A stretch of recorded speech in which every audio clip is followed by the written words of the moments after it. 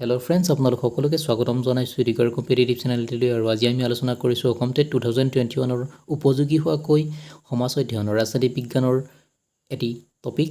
Syllabus অনুযায়ী এই টপিকটি হৈছে ভাৰতীয় সংবিধান, প্ৰস্তাৱনাৰ ধাৰণা, মৌলিক অধিকাৰ আৰু কৰ্তব্য, Indian constitution, concept of preamble and fundamental rights and duties. আহক তেতিয়াহ'লে আৰম্ভ কৰোঁ। ভাৰতীয় সংবিধান। ইয়াত ভাৰতীয় সংবিধানৰ কথা ক'বলৈ গ'লে আমি ভাৰতীয় সংবিধান হৈছে বিশ্বৰ আটাইতকৈ বৃহত্তম লিখিত সংবিধান, ৰিটেন কনষ্টিটিউশ্যন। এই সংবিধানখন মুঠ 24টা অংশ, 448টা ধাৰা, 12টা তফচিল আৰু 113টা সংশোধনী আছে। 1949 চনৰ 26 নৱেম্বৰত গণপৰিষদত গৃহীত হোৱাৰ পাছত 1950 চনৰ 26 জানুৱাৰীৰ পৰা এই সংবিধান কাৰ্যকৰী কৰা হয়। আৰু এই সংবিধানখনৰ ইংৰাজী সংস্কৰণৰ মুঠ শব্দ সংখ্যা হৈছে 1,17,369টা। বন্ধুসকল, মনত ৰাখিব যে প্ৰথম হস্তলিখিত যিখন সংবিধান, সেই সংবিধানখন ইংৰাজী আৰু হিন্দী এই দুয়োটা ভাষাতেই প্ৰকাশ পাইছিল। সেইখন আছিলে হস্তলিখিত সংবিধান। সংবিধানৰ প্ৰস্তাৱনা বুলি ক'লে আমাৰ পাতনি, সংবিধানখনৰ পাতনি বা আগকথা বুলিও ক'ব পাৰে আপোনালোকে। আৰু এইখন হৈছে চমু ভূমিকা, সংবিধানখনৰ চমু ভূমিকা অংশক বুজায়। 1949 চনৰ 26 নৱেম্বৰত এই সংবিধান সন্মতি জনাই গণপৰিষদে আৰু 1950 চনৰ 26 জানুৱাৰীত এই সংবিধানখন গৃহীত কৰা হয়। বন্ধুসকল, মনত ৰাখিব যে সংবিধানখনৰ যি খচৰা সমিতি আছিলে, সেই খচৰা সমিতিৰ সভাপতি আছিলে ডক্টৰ B.R. আম্বেদকাৰ। আমি আহিছোঁ মৌলিক অধিকাৰলৈকে। মৌলিক অধিকাৰসমূহ আমাৰ প্ৰথম অৱস্থাত মৌলিক অধিকাৰসমূহ আছিলে আমাৰ 7টা। বৰ্তমান সময়ত মৌলিক অধিকাৰ হৈছে 6টা। আৰু এই মৌলিক অধিকাৰ সংবিধানৰ ক'ত আছে? সংবিধানৰ 3য় অধ্যায়ত আছে, যি সকলো ভাৰতীয় জনসাধাৰণক নাগৰিকৰ যিটো অধিকাৰ, সেই অধিকাৰক সুৰক্ষিত কৰি ৰাখে। সংবিধানৰ আৰম্ভণিতে 7 প্ৰকাৰৰ মৌলিক অধিকাৰ আছিল। মই আগতে আপোনালোকক কৈছোঁ, সমতাৰ অধিকাৰ, স্বাধীনতাৰ অধিকাৰ, শোষণৰ বিৰুদ্ধে মাত মতাৰ অধিকাৰ, ধৰ্মীয় অধিকাৰ, শিক্ষা আৰু সংস্কৃতিৰ অধিকাৰ, সম্পত্তি অধিকাৰ আৰু সংবিধানৰ প্ৰতিকাৰৰ অধিকাৰ। 44তম সংশোধনীৰ জৰিয়তে সম্পত্তি অধিকাৰ ভাৰতৰ সংবিধানৰ পৰা আঁতৰাই দিয়া হৈছে বা ইয়াক নিষ্ক্ৰিয় কৰি দিয়া হৈছে। যি আমাৰ সম্পত্তিৰ অধিকাৰ, সেই সম্পত্তিৰ অধিকাৰটো। বন্ধুসকল, আহক তেতিয়াহ'লে আৰম্ভ কৰোঁ আমি বিশদভাৱে সংবিধানৰ এই মৌলিক অধিকাৰসমূহ। সমতাৰ অধিকাৰৰ বিষয়ে ক'বলৈ গ'লে অনুচ্ছেদ নম্বৰ 14ৰ পৰা 18লৈকে ইয়াত লিপিবদ্ধ কৰাই আছে। এই অনুচ্ছেদসমূহৰ জৰিয়তে ভাৰতবাসীৰ মাজত বিভিন্ন ক্ষেত্ৰত সমতা বা সমান ভাৱ প্ৰতিষ্ঠা কৰিবলৈ চেষ্টা কৰা হৈছে। আপোনালোকে মনত ৰাখিব, সমতাৰ অধিকাৰ কিমান নম্বৰ অনুচ্ছেদৰ পৰা কিমান নম্বৰ অনুচ্ছেদলৈকে আছে। ইয়াত দিয়া হৈছে যে 14 নম্বৰ অনুচ্ছেদৰ পৰা 18 নম্বৰ অনুচ্ছেদলৈকে সমতাৰ অধিকাৰ লিপিবদ্ধ কৰাই আছে। গতিকে আপোনালোকে অনুচ্ছেদ কেইটা মনত ৰাখিব। 19, 20, 21 আৰু 22 নম্বৰ অনুচ্ছেদত স্বাধীনতাৰ অধিকাৰ সন্নিৱিষ্ট কৰাই আছে। 19, 20, 21 আৰু 22 নম্বৰ অনুচ্ছেদত। যদিও আমাৰ মূল সংবিধানত নাগৰিকৰ যিটো অধিকাৰ আছিলে 7টা, সেই 7টাৰ পৰা 44তম সংশোধনীৰ দ্বাৰা সম্পত্তিৰ অধিকাৰক নিষ্ক্ৰিয় কৰি দিয়া হৈছে। আৰু এই সম্পত্তিৰ অধিকাৰ 19 নম্বৰ অনুচ্ছেদত আছিলে। নেক্সট আহিছোঁ, সংবিধানৰ 23 আৰু 24 নম্বৰ অনুচ্ছেদত শোষণৰ বিৰুদ্ধে যি অধিকাৰ, সেই অধিকাৰক মৌলিক অধিকাৰ হিচাপে সুনিশ্চিত কৰিছে। ভাৰতবৰ্ষৰ যি সমাজ আছে, সেই সমাজৰ দুৰ্বল শ্ৰেণীৰ মানুহৰ ওপৰত বহুতো দিন ধৰি সামন্তবাদী ধাৰা চলি আহিছিল বা শোষণ কৰি আহিছিল। গতিকে সংবিধানৰ 23 নম্বৰ অনুচ্ছেদত এই শোষণৰ বিৰুদ্ধে অধিকাৰ লিপিবদ্ধ কৰা হৈছে। ইয়াত কোৱা হৈছে যে মানুহক বেচা কিনা, বিনা পাৰিশ্ৰমিকত বেগাৰ খটোৱা বা জোৰ কৰি কাম কৰোৱা, এই সকলোবিলাক হৈছে বেআইনী। সংবিধানৰ 23 নম্বৰ অনুচ্ছেদত শোষণৰ বিৰুদ্ধে যি অধিকাৰ আছে, সেই অধিকাৰৰ ইয়াত সাব্যস্ত কৰা হৈছে বা ইয়াত লিখা হৈছে, সন্নিৱিষ্ট কৰা হৈছে। 4 নম্বৰতে আছে 25, 26, 27 আৰু 28 নম্বৰ অনুচ্ছেদত ধৰ্মৰ যি অধিকাৰ, সেই ধৰ্মীয় অধিকাৰ সন্নিৱিষ্ট কৰা হৈছে। 25 নম্বৰ অনুচ্ছেদ অনুসৰি ভাৰতবৰ্ষত বাস কৰা সকলো মানুহে নিজৰ অভিৰুচি মতে যিকোনো ধৰ্ম গ্ৰহণ কৰিব পাৰে, ধৰ্মৰ চৰ্চা কৰিব পাৰে আৰু ধৰ্মৰ প্ৰচাৰ কৰিব পাৰে।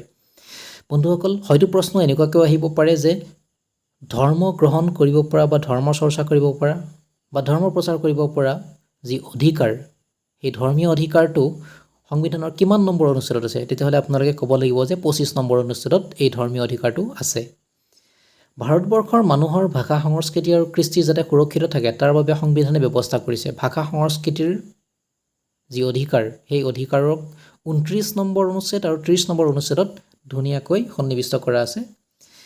29 নম্বৰ অনুচ্ছেদত কোৱা হৈছে ভাৰতবৰ্ষৰ সকলো নাগৰিকে নিজৰ নিজৰ ভাষা আৰু সংস্কৃতি ৰক্ষা কৰিব পাৰিব আৰু 30 নম্বৰ অনুচ্ছেদত কোৱা হৈছে সংখ্যালঘিষ্ঠ সকলো শ্ৰেণীৰ লোকক শিক্ষানুষ্ঠান প্ৰতিষ্ঠা কৰাৰ অধিকাৰ দিয়া হৈছে।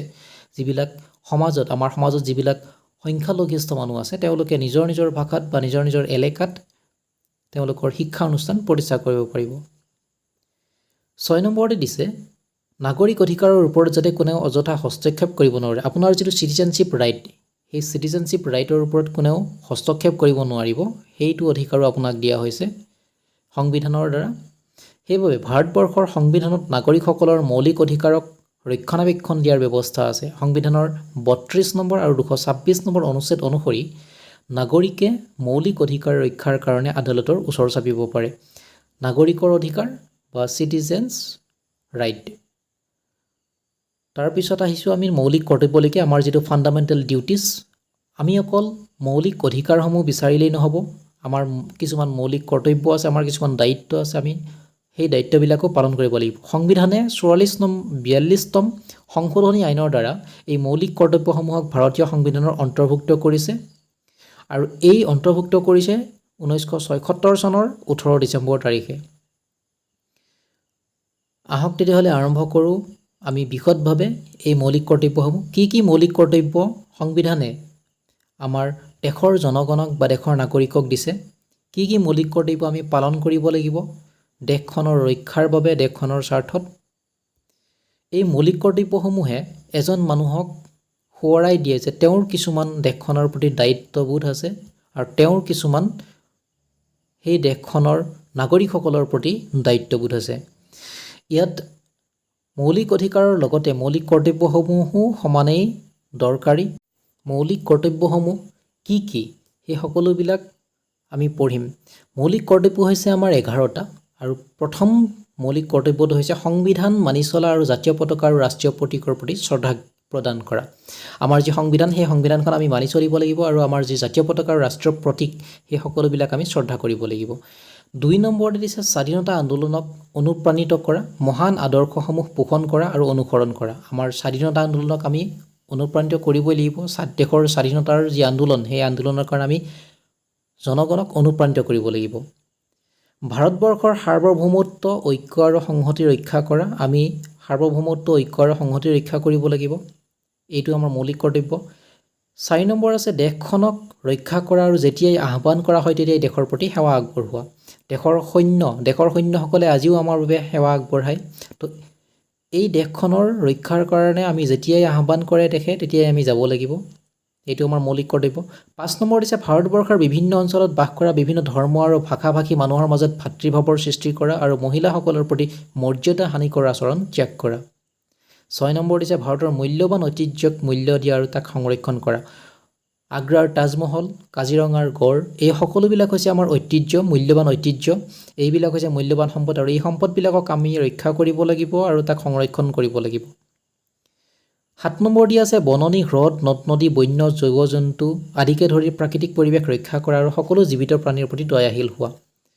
আমাৰ যিমানবিলাক নেচাৰেল ৰিচোৰ্চেছ আছে সেই নেচাৰেল ৰিচোৰ্চেছৰ লগতে বন্য জীৱ-জন্তু আৰু প্ৰাকৃতিক পৰিৱেশকো আমি কি কৰিব লাগিব, ৰক্ষা কৰিব লাগিব আৰু জীৱ-জন্তুৰ প্ৰতি দয়াশীল হ'ব লাগিব। আমি অযথা জীৱ-জন্তুক হত্যা কৰিব নালাগিব।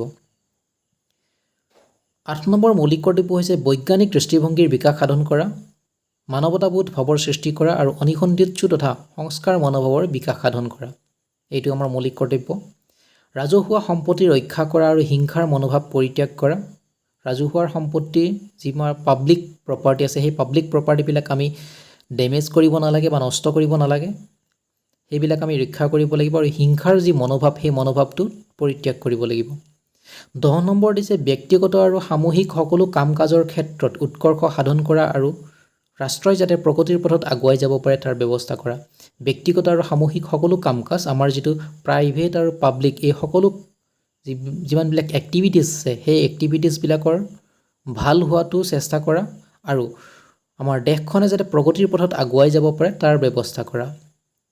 11 নম্বৰ মৌলিক কৰ্তব্যটো হৈছে 2002 চনৰ 86তম সংশোধনী আইন অনুসৰি নতুনকৈ সংযোজিত হোৱা মৌলিক কৰ্তব্য আৰু এই 11 নম্বৰ মৌলিক কৰ্তব্যটো হৈছে 6 পৰা 14 বছৰ বয়সৰ প্ৰত্যেক শিশুৱে শিক্ষাদান ল'ব লাগিব মানে শিক্ষাদানৰ ব্যৱস্থা কৰি দিব লাগিব তেওঁলোকক আৰু এইটো হৈছে তেওঁলোকৰ পিতৃ মাতৃ বা অভিভাৱকৰ মৌলিক কৰ্তব্য বন্ধুসকল মনত ৰাখিব যে 11 নম্বৰ যিটো মৌলিক কৰ্তব্য সেই মৌলিক কৰ্তব্যত এটা প্ৰশ্ন এনেকুৱাকৈ উদ্ভৱ হ'ব পাৰে যে 2002 চনৰ 86তম সংশোধনী আইন অনুসৰি নতুনকৈ সংযোজিত হোৱা কৰ্তব্যটো কি মৌলিক কৰ্তব্যটো হ'ব 6 পৰা 14 বছৰ বয়সৰ প্ৰত্যেক শিশুৱে শিক্ষাদানৰ ব্যৱস্থা পোৱাটো বা শিক্ষাদান লাভ কৰাটো এইটো আমাৰ 11 নম্বৰ মৌলিক কৰ্তব্য বন্ধুসকল এই মৌলিক কৰ্তব্যবিলাক আপোনালোকে ভালদৰে মনত ৰাখিব আৰু কিমান নম্বৰ অনুচ্ছেদত কি দিয়া আছে সেই সকলোবিলাক মনত ৰাখিব আহিছো কি পইণ্টছবিলাকলৈ 1949 চনৰ 26 নৱেম্বৰত গণ পৰিষদত সংবিধানখন গৃহীত হোৱাৰ পিছত 1950 চনৰ 26 জানুৱাৰীৰ পৰা এই সংবিধানখন কাৰ্যকৰী কৰা হয়